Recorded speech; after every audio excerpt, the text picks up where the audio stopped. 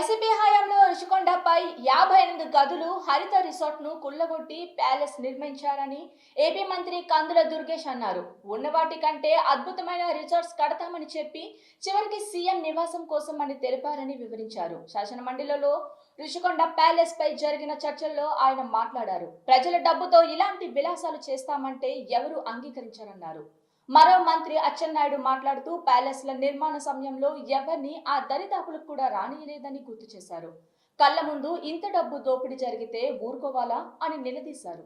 అంతకుముందు మండలిలో విపక్ష నేత బొత్స సత్యనారాయణ మాట్లాడుతూ రుషికొండ నిర్మాణాల్లో అవకతవకాలు జరిగితే విచారణ చేపట్టి చర్యలు తీసుకోవాలన్నారు.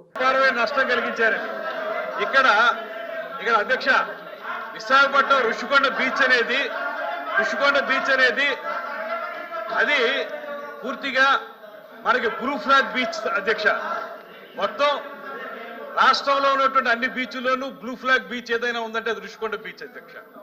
ఆ బీచ్లో ఏ ఉద్దేశంతో అయితే దీన్ని ప్రారంభించారో ఏం చెప్పారంటే అంతకుముందు అక్కడ 58 గదులతోటి ఒక అద్భుతమైనటువంటి రిసార్ట్ ఉండేది హరిత రిసార్ట్ మనకి ఆంధ్రప్రదేశ్లో ఉన్నటువంటి అన్ని రిసార్ట్స్ కంటే కూడా బెటర్ ఇన్కమ్ ఇచ్చినటువంటి రిసార్ట్స్.